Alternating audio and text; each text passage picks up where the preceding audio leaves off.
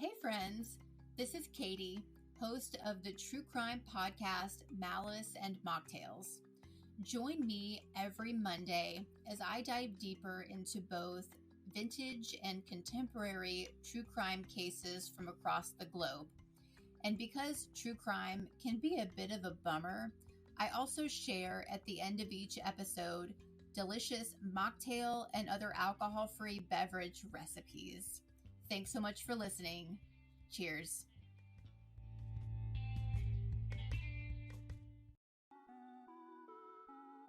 Hey Sam. Hey Paige. What you doing? Still practicing my, I'm not very good at it yet. You remember that really long name for the hill in New Zealand? Yeah. I'm trying. Motherfucker?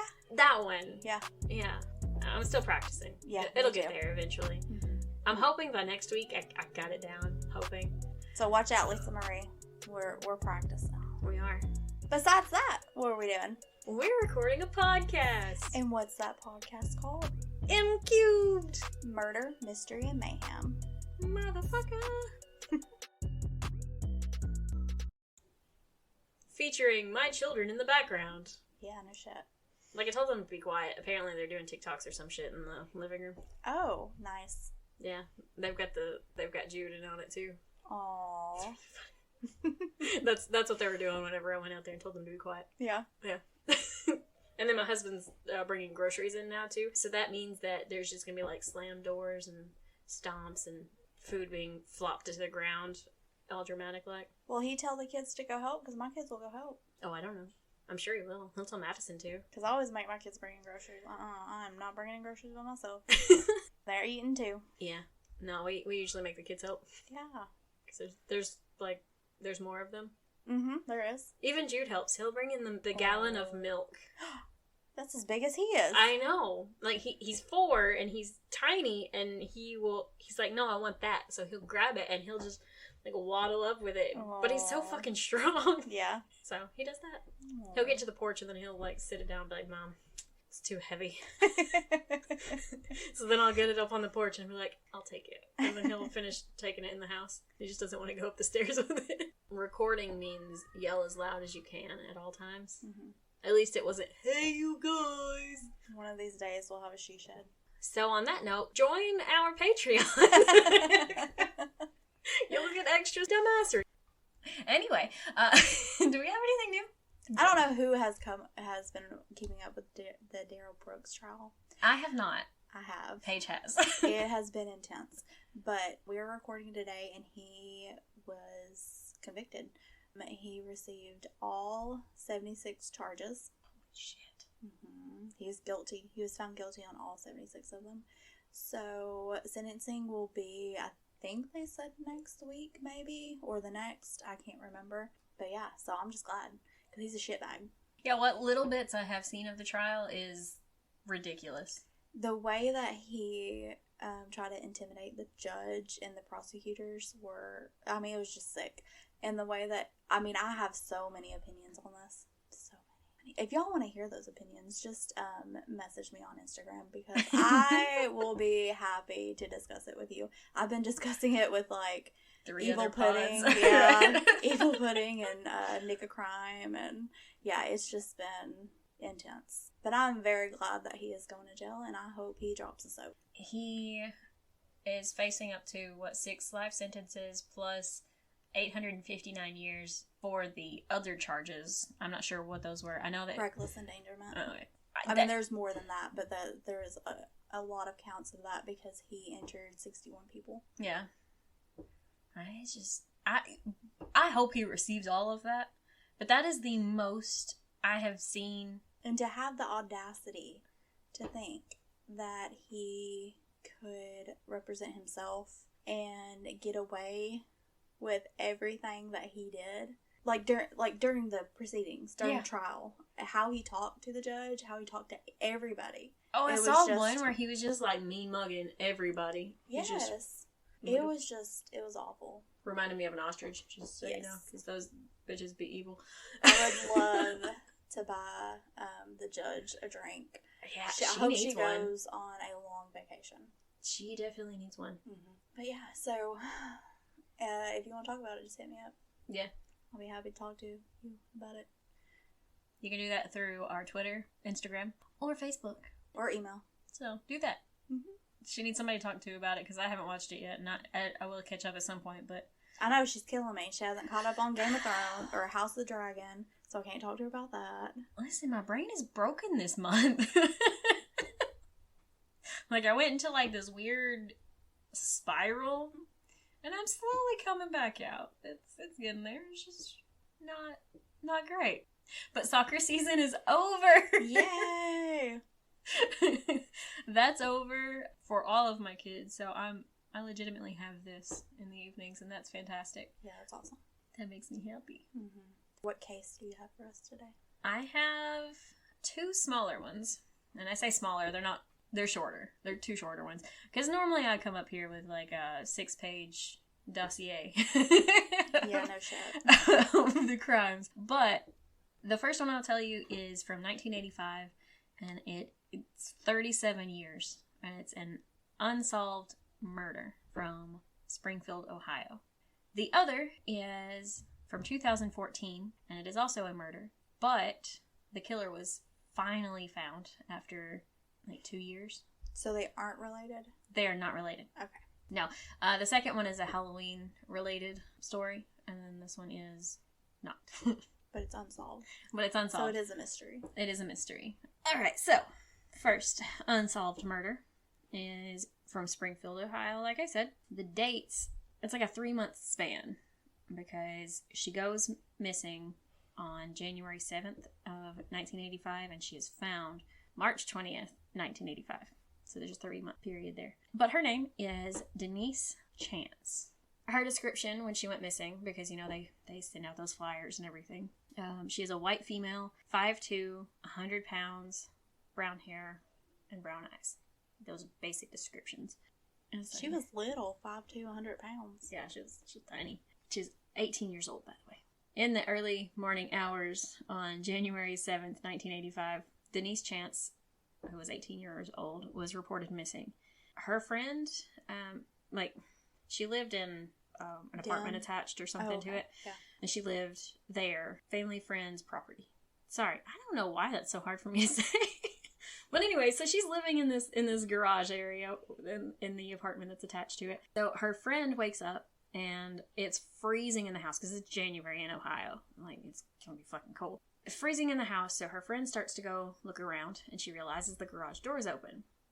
Not all the way, but just enough that it's letting all the cold air in. And so she goes to find her friend, meaning Denise, and she can't find her anywhere. But what she does find are her shoes, her coat, her purse, and her car keys. And her car is still in the driveway. So she's like, something is wrong here. Yeah. She wouldn't just leave all of this stuff. Mm-mm.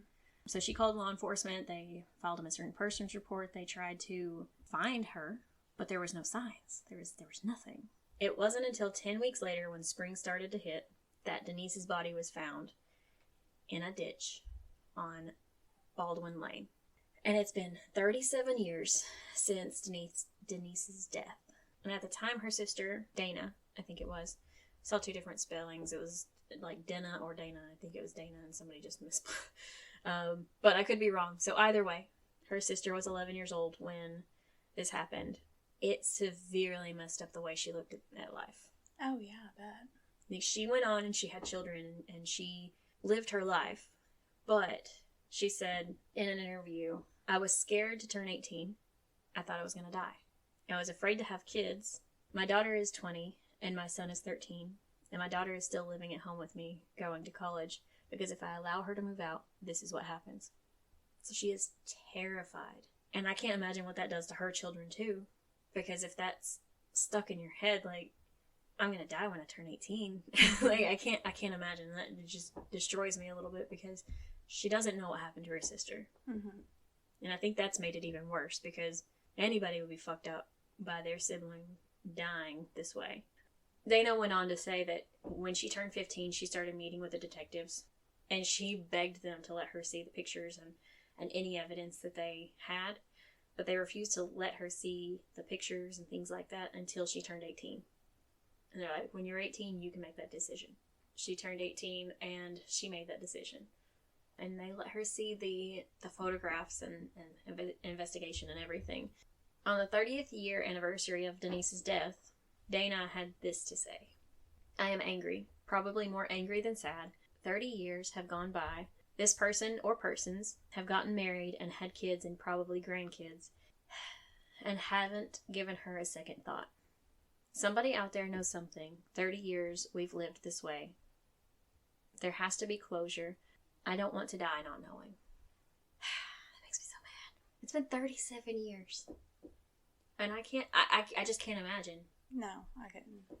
So a little bit about Denise. When she disappeared, she had just graduated high school, like the year before. And she had a job at the nursing home and was living on her own. She rented a room behind the garage of a friend's home. That's probably a better way of describing that than what I did earlier.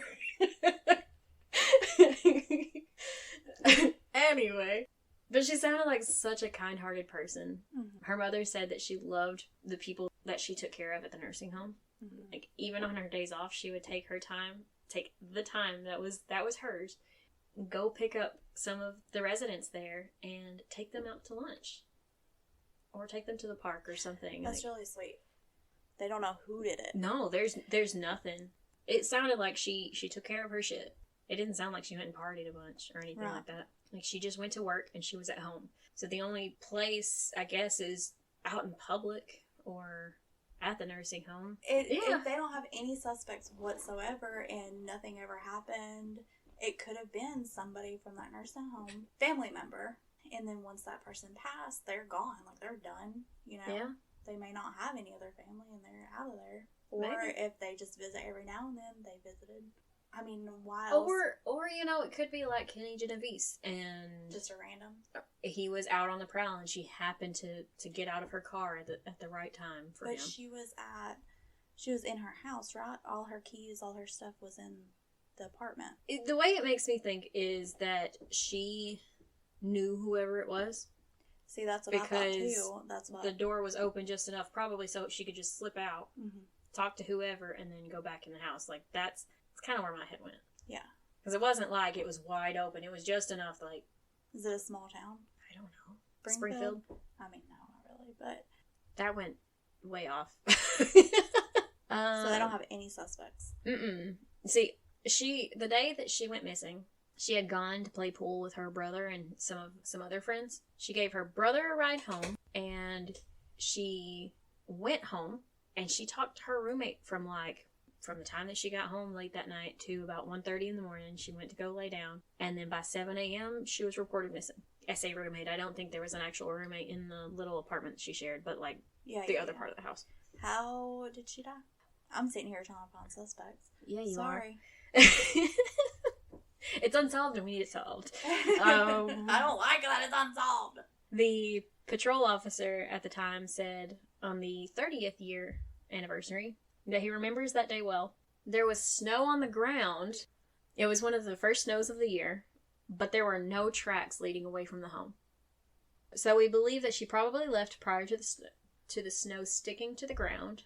This part is me summarizing what he says, but it's because what he says makes my stomach turn. It snowed really heavily after that, and so if she was in that ditch the day that she went missing, then she would have been covered up. But then whenever the snow started melting, then someone found her. Even though it was insanely cold, they launched a large search party in the surrounding areas, including Northwood Hills Country Club and Clarence J. Brown Reservoir. And after she was found, they searched the nearby creek to see if there was any evidence that was left behind. When she was found only wearing socks. She was completely naked outside of that. And this was back in 1985, so if they did collect anything after the snow had melted, it probably wouldn't help now anyway. They're not letting this case just sit on a shelf and just wait for end times. A detective is assigned to it. As of 2015, it was Detective Ron Jordan. He states, I'm hopeful that after all of these years, someone out there knows something that they probably want to get off their chest. And I think they may feel a lot better if they do so. I encourage them to contact me. Honestly, what else are you supposed to say? Personally, I'm reading this as, don't be a dick, just come tell us what you did. But anyone with information about Denise Chance's death or disappearance at the beginning or anything to do with this case should call 937-324-7707. This is why I'm not ending on this case. I don't like when you do unsolved cases. Neither do I, but at the same time, I don't even remember how I came across this case. No clue. But I started reading about it, and I was like, oh shit, we need to cover this, because what if, I don't know, somebody's grandpa fucking said something on their deathbed. I don't know, it's been 37 years, so I'm assuming the person was at least 20, so by now they could be a grandfather, right? Yeah. I bet you're a grandfather. No, they're both dead, it's fine. I cope with humor. Dark humor. But it was just one of those cases that kind of stuck with me, and I dug into it a little bit. But there's, like, nothing on it. I don't even know what her cause of death was. And that's frustrating. Yeah, we need to get answers for her sister. Yeah. So, like I said, if you know anything at all, call that number I said earlier. Here's the first case. Do you want to jump into the second one, or you want to discuss this one more? You can jump in the Call out some more people and be like, haha, we're gonna get sued. Yeah, you're gonna have to cut. I'm gonna leave some of it in, but not like, oh, it's definitely them. Lifetime movies isn't all like lovey-dovey. It's spelled. Are they? Because I've never seen one that was not just cheesy as fuck. Like some... Oh, Lifetime movies? Yeah. Oh, no, those are Hallmark movies. Oh, okay. Hallmark movies are the cheesiest fuck ones that always end with a happy ending. Yeah. Yeah, that's Hallmark. There's a small town individual who meets a city individual, and then they hate each other at first, and then a crazy random happenstance occurs, and they fall in love. Yeah, so that's Hallmark movies. Yeah. But apparently, if you're the kind of person that likes Hallmark movies, then you're the kind of person who wants to know what the ending will be. You don't want surprises. You don't want that kind of stress. You know? You just want mundane. Yeah. Kind of things. But no, Lifetime movies, it's more than just like, I mean, they are the lovey-dovey ones too. But they have the suspense, the killers, the crazy bitches. Crazy bitches. Mean girls. Like, it's everything. Yeah. Pregnancy Pact. Apparently, I've not had any cable TV in the longest time because I legitimately don't remember the last time I watched a Lifetime movie. Oh, yeah, I haven't had cable in a long time either. But I used to be all up in that Lifetime movie shit. Yeah. It's another life. That was a random intersection here. Palate cleanser. Before we go into the next thing that is also terrible. So on this one, there was a trigger warning for sexual assault. The tiniest dick of men who blames the victim when he gives his statement. So when I say I am angry about this case, just know that it is factual. Oh no. The children are not going to be quiet, so again, starring my children. The children. The children. The 7,000 of them. They're taking over. So the story is from Michigan. And the person in this her name is Chelsea Bruck. B-R-U-C-K. She was the youngest of 5 children, and there was 5 kids, 4 girls and 1 boy. And the boy was like the 4th kid. But that's beside the point. She had graduated high school and planned to attend Monroe Community College for a culinary degree, which I thought was pretty badass. Yeah. And at this time, in 2014, she was working at a local restaurant as a server. So on October 25th, 2014, Chelsea was getting ready to attend a big-ass Halloween party that happens like every year. It like happened in a field. It's like that kind of party. Yeah. But there's a huge Halloween bash that happens every year, and everybody in town and probably surrounding towns came in and attended the parties. And she decided she was going to dress up as Poison Ivy. She made her own costume, and it looked badass, just so you know. Yeah. Like, she had this green, like, leotard type thing where she took ivy-looking leaves and stuck them all over, and then she wore her black leggings, and she had her maroon wig and bright red lips. Like, she looked adorable. And she was so happy about it. Like, there are pictures of, like, the progress of how she made the costume. So she was obviously excited about it. She dressed up as Poison Ivy, which is like the opposite of what she normally is. She was normally like this quiet kind of person that wouldn't, I don't know. Poison Ivy has like the whole, what am I trying to say? Poison Ivy's more like outgoing and seductive. Yeah. Whereas she was more introverted and shy. That's the word. Mm-hmm. Thank you. I love that you could read my mind.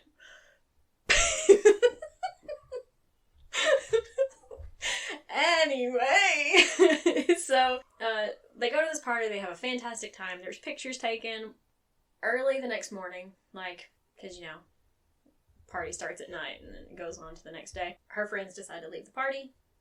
So this was like early morning hours on the 26th.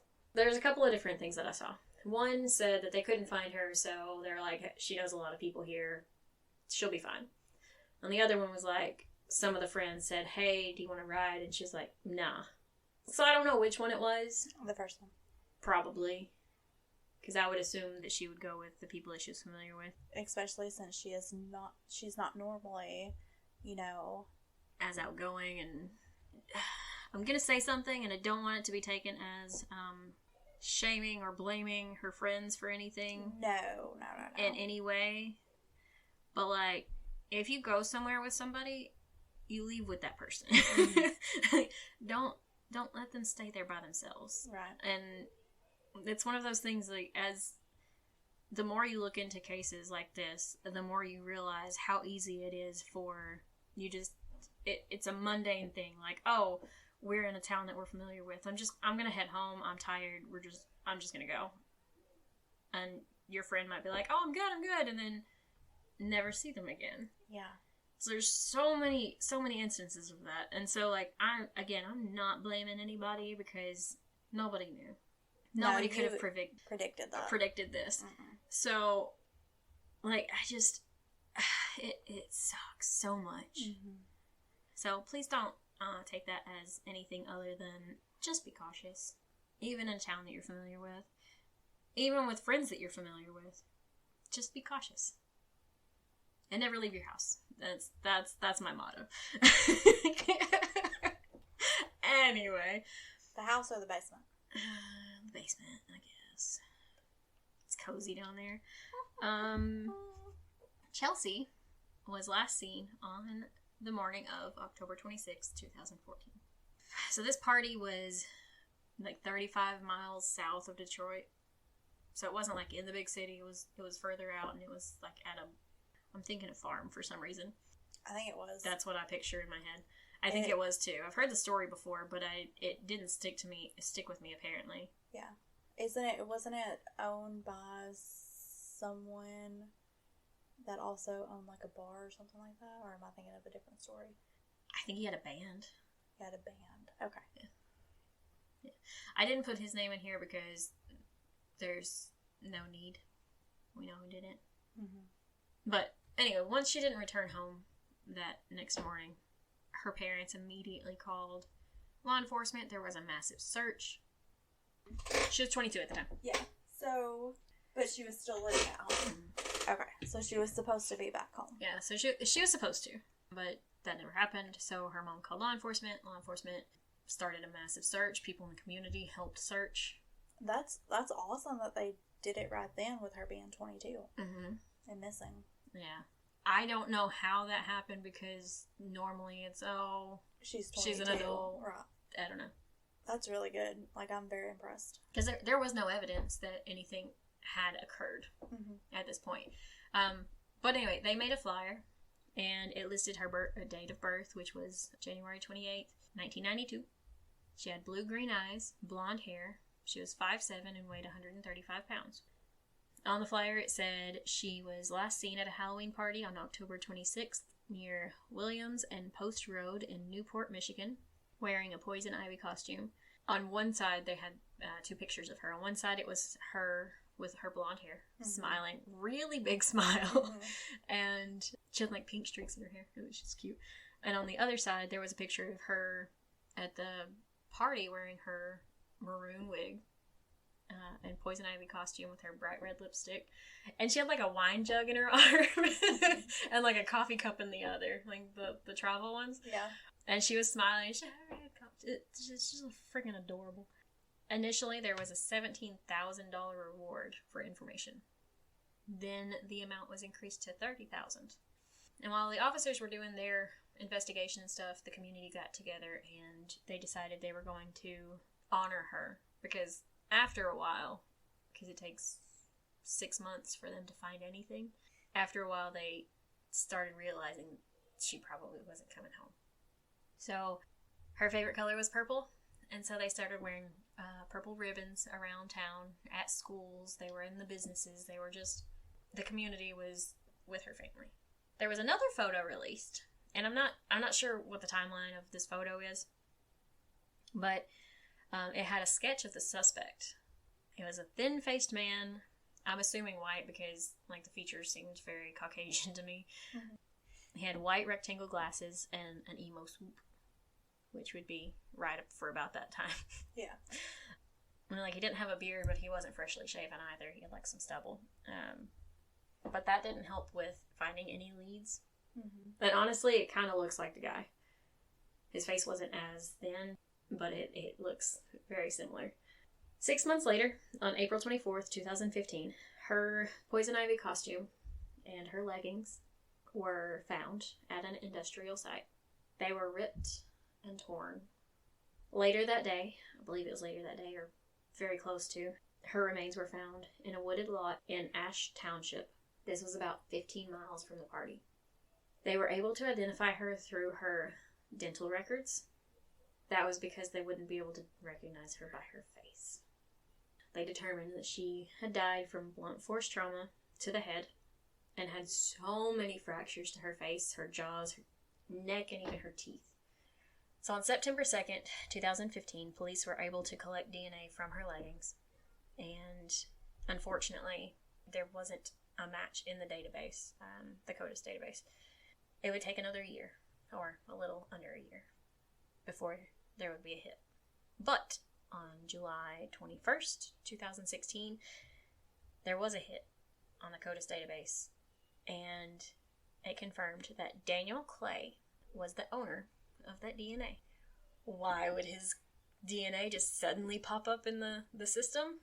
Because he was arrested for a home invasion and a sexual assault on June 9th, 2016. On July 22nd, 2016, this 28-year-old douche magoo was arrested for Chelsea's murder. This tiniest of dick individuals, his name was Daniel Clay, like I said. He was initially charged with second-degree murder. Why? I'm not entirely sure. I have no idea why. But we all realize that's bullshit, and apparently the police eventually got to that point as well, because by November, they had upped it to first-degree premeditated murder charges. Good. So that was good. So he has a lengthy criminal history, and it turns out that he was actually at the party that Chelsea was last seen at, and people could identify him as the person that was last seen with her. Which is interesting because his story is that she was walking down the road and he stopped and said, "Hey, you need a ride?" And she got into his car willingly. So my thought is, if they saw her, then she didn't get to the road. She probably didn't even make it to the parking lot. So initially this twat claimed he knew nothing about Chelsea's abduction or her murder. And after a while, this absolute dick said that he saw Chelsea walking down the road and offered her a ride home. And then, at some point, I'm not sure the timeline here, they had consensual sex in the back of his car. He claims that she asked him to choke and slap her during sex. This consensual sex. And then she just passed out. And when she wasn't breathing anymore, he tried to resuscitate her, and then he freaked out, drove around for about 45 minutes or so, and then hid her body. Because he didn't think the police would believe him. Obviously, that's bullshit. So, what really happened was he raped her and beat her and placed her body in a place that he didn't think she would be found. And I am angry, so very angry, that this is even a thing that people try. Why on earth would you sit there and with a straight fucking face too, and say, we had consensual sex, when it was obviously not? I understand why they do it. I was about to say Sam. But it makes me want to just... No, I understand. It makes me so angry. So very fucking angry. But, not only did he try this, his fucking attorney, when they were in trial, did the same fucking thing. So there needs to be an overarching law in the entire fucking world saying that you are not allowed to attempt to shame the fucking victim when you are charged for their murder. Are you gonna make this law? You're gonna become queen of the world and make it? Let's fucking do it. Okay. So anyway, that should... It's... No, I mean, I understand. I know, but it just... Like, I know that in some states they do have that law because the victim's family have pushed for it. Yeah. But it needs to be in every state. Right. It needs to be in every country, but, you know. He is a piece of shit. Where am I at? I don't know that your angry rant was in there. It definitely wasn't. Bits and pieces of it were, but not the way it came out. Like I said, in his version of the story, he attempted resuscitation and freaked out because she wasn't breathing. And he put her where nobody would find her because he was afraid that the cops wouldn't believe him if he called them. No shit. Mm-hmm. You didn't want to call them because you had beaten her extensively. So on May 16th, 2017... But my thing is, too, he knows how bad that he did this to her. Like, he knows that her face was unrecognizable. So why would he think that that would suffice? Like, is he just that fucking stupid? Oh, yeah, no. This douche Magoo and his attorney, which is a colossal douche. Well, his attorney has to be a colossal douche. No. Defense attorneys tend to be complete asshats, but there is a better way of doing that. Not if you're trying to win. It's not about winning at this point. He's going to fucking jail. You can try to say, oh, he didn't know, but whatever happened to her happened after he dumped her body or what. No. It's not what fucking happened. Everybody knows it. They're just trying to place blame on the victim at this point. There is a better way. She just hulked out. There is a better way. Well, yeah, of course. And whoever his attorney was needs to be in jail as well before his statements later, but I'll get there. Okay. So on May 16th, 2017, this colossal douche was found guilty of first-degree murder. Yay! And he was sentenced to life in prison without the possibility of parole. Sweet. Even better. Alright, so the closing arguments of the trial, the prosecution, the state's attorney, had this to say. A fair examination of the facts of the evidence proves that the defendant murdered Chelsea, not by some erotic asphyxia, but by multiple blunt force traumas to her face. Then the douche Magoo's douchey attorney, who apparently has zero morals as well, had this to say. Clay doesn't know how Chelsea's injuries were sustained. They could have occurred in the hours after death. Thing is, though, listen, he hid her fucking body in a place that nobody would go to. So there's that. This man makes me want to punch him. Anyway, he goes on to say, it was not Clay's intention to kill Chelsea. He tried resuscitation techniques. What motive did Clay have to kill Chelsea? He's a fucking psychopath. There was no motive. You are correct, sir. There was no motive. But apparently he was on the verge of being not only a serial rapist, but a serial killer. Because at some point he would have killed again. Mm-hmm. The prosecution was able to go on and say there were 3 things that show that this was not an accident. 1, blunt force trauma to her face. 2, blood on the inside of her costume. And 3, the torn straps and crotch of her costume. In January of 2019, this douche Magoo had an appeal hearing. The Court of Appeals upheld his sentence. And I'm going to go out on a limb and say it's because he's a deranged, murderous bastard, but I might just be paraphrasing. So once he was done with all of those, with that trial of Chelsea, they went on and they prosecuted him for the breaking and entering and assault of the other woman. And on August 29th, 2019, he received an additional sentence of 39 months in prison for the sexual assault that he was arrested for, which brought his DNA to the system, which is fantastic. But only 39 months for breaking into a woman's home and raping her. Yeah. 39 months. Now, don't get me wrong, he's in life in prison because he killed someone, but he also raped her and he beat her to death. Mm-hmm. And only 39 months over here? Yeah. Makes no sense. No sense at all. Rape is a very violent thing. Mm-hmm. I mean, it's very violent. It's not, you know what I'm saying? Like, yeah. So his appeals keep getting denied, and he is still in prison, and he deserves every ounce of what he gave. And I hope he gets all of it. By every inmate. I do remember this case. I don't remember all the details, but I do remember she was very, very, very beautiful. Mm-hmm. And her smile, I remember her smile for sure. Huge smile. Mm-hmm. Huge smile. But yeah, it makes no sense to me at all. I don't know if I'll ever understand it, but... Yeah, it's really heartbreaking. It is. She was so fucking young, and she had so many ambitions, and she should have been able to do all of those things. And he was just a psychopath. Oh, no, I know. He chose not to control himself, and he chose to end her life, and he chose to do all the things that he did. And there's no telling how many other women he raped. There's no telling. Because in this country, I don't know about others, but especially in this country, in the way that stalking and domestic violence and all these other things that kind of coincide with rape, it's not taken seriously. No. So now that I completely destroyed my calm level, I'm at full T-Rex at this point. Alright, Paige. What do you have for me to make me less T-Rexy? Because at this point, I'm gonna punch something. Okay, so I have this cute little story for you today.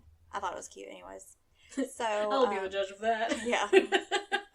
So this was across the pond. Mm-hmm. It says an English family was left stunned when their dog escaped, only to return later that day with a ribbon won at a local dog show. What? Yeah. Apparently the owners, they left their gate open and it was like, holy crap, where's our dog? Her name was Bonnie. She had escaped. So they actually called the police. They called the, what they called the dog warden. And they looked all over their house. They asked their neighbors. They searched everywhere, right, for Bonnie. Which Bonnie's cute, too. I'll show you. Aww. She's so cute. She's like a little, beagle mix. Yeah. She's so cute. She is cute. So yeah, they were devastated because the gate was left open. They can't find Bonnie anywhere. So little did they know, someone named John had spotted Bonnie by the side of the road on his way to a dog show in Surrey, where he was actually entering his own 2 dogs. He just decided to add a third? He just decided to add a third. So, yeah, isn't that so funny? That he just hilarious. decided, well, I guess he didn't want to just leave Bonnie there in the streets, so he scooped her up. Why not add her to the dog show? That's funny. Right. Apparently, John did get on Facebook and was like, hey, I have this dog. You know how Facebook works. It's magic, and you magically find anybody. I didn't know how Facebook works. Thank you for telling me that it's magic. I got you. He was like, does anybody know this dog? And of course, they were able to find Bonnie. That's awesome. So actually, when Bonnie was just 1 year old, they rescued her from the streets in Greece. Oh, Bonnie, that's adorable. I guess, should be entered in more dog shows. Because she's a winner. I don't know what it says on there, if it says participation or what. But yeah, she won. That is adorable. And she was reunited with her owners as a winner. That's fantastic. I thought it was cute. That was adorable. Cute little story. I like it. Okay, do you feel better now? A little bit. Okay. A little bit. I couldn't enter my dogs into... Well, Zoe would be good. She would be a good dog. She would be good in a dog How show. is she around other dogs? She's fine. Oh, okay. As long as... Ghost isn't there? Yes. Yeah. So, she is very jealous dog. She is very jealous. The minute that Ghost comes over there to me, she has to be in between us. I've noticed. Like, Ghost cannot get loves whatsoever. Yeah. But with other dogs, she's fine as long as they are not trying to get my attention. Oh. She is fine. And she listens. Like, if she gets out of the fence, she comes back. If Goats gets out of the fence... It sounded like you just said goats. If Ghost gets out of the fence, he will come back later that night when he's ready to eat. And just, like, wagging his tail in front of the Ring camera. I know, it pisses me off so bad. We're like, hey, Mom. Yeah, one time he got loose, and luckily I went looking for him that time for some reason. I don't know why, but I was just thought, I need to go find him. Spidey sense. And his collar got stuck down in the woods on, I think somebody had some fencing down there or something at one time, and his collar got stuck down there, so he was stuck. Oh, that sucks. That's where, like, the sewer drains, not the sewer, but, the septic tank drains out right there. Like, if it has extra water in it and stuff. You know what I'm talking about? That's where the you know what I'm talking about, anyways. Oh, I didn't think it was like a river of shit. It smelled awful. Shit river. It smelled awful, let me tell you. But anyways, so, yeah, he was stuck on that pole, or on that fencing out there in shit, pretty much. Oh, the poor baby. It's super thick wood, too. So I was crawling through the shit. Oh, no. To get him unstuck. I could have literally beat the shit out of him, honestly. But yeah, and it was December, too. It was freezing. That sucks. Yeah. We were both wet and cold and covered in shit, so. But I'm really glad I went to find him. Normally, I just let him just come back. Yeah. But for some reason, told me to go look for him, so I did. And he was in the back in the woods. It's your Spidey sense. Dumbass. Dumbass. Pisses me off. Oh, yeah. Fucking dogs. Alright, so we should probably wrap up because it's getting close to bedtime. Alright, so, with that being said, yay! We're done with this episode. Yeah, that was a lot harder to talk about than I expected. I don't know why. You've been doing easier. That is true. I've been less difficult ones. This one was not. Also, we took a very short break while Paige was finding the dog story, and I went to see if I could find the first story, Denise Chance's actual cause of death, and I can't find it. But I did find out her middle name is Renee. That's good. So it's Denise Renee Chance. It's a good name. It's a good name. So, if you would like to have a conversation about Daryl Brooks with Paige, you could totally do that. Or anything. Or anything. The Dragon, anything TikTok related, I am there for you. She really is. You just message me. She is. You should do that. All the things. All the things. You could do that through our social media, which would be Instagram, Facebook, and Twitter. And all of the little tags there are M3 True Crime Pod. And you can also email us at m3truecrimepod@gmail.com. Woo! You can suggest cases in any of those forms, or you can go to the actual form that we made for case suggestions. In our link tree. In our link tree. You should do that, actually. Please do that. Please. No, I've been finding a bunch of random cases, and so I've got half-researched things all over. I do have 3 spooky tales. So if you have any that you would like to be added to that, send them on over. We'll be recording this weekend, I'm assuming. Yeah. Because we don't have time before. Because I'm Halloween's on Monday. Herded tomorrow. Her. Yeah, so we're gonna do a spooky tales. True spooky tales, not just some random made up shit. I don't think. We'll see. Let's see how skeptical I am. No, there will be listener stories on Halloween Day, so it's going to be a bonus for this month. So if you want your story added, send it to us, either through our social media, email, or through the case form thing. I was doing great until that last little bit. Mm-hmm. Anyway, you know what I mean. So yeah, go do that right now. Yeah. Oh, also on our Linktree, you can find the link to our Patreon, which you love our dumbassery. There's more. There is more there. But yeah, so go do that thing with the Patreon, or suggesting cases, or talking to us about random shit. Yeah. We're here for it. Okay, bye! Bye.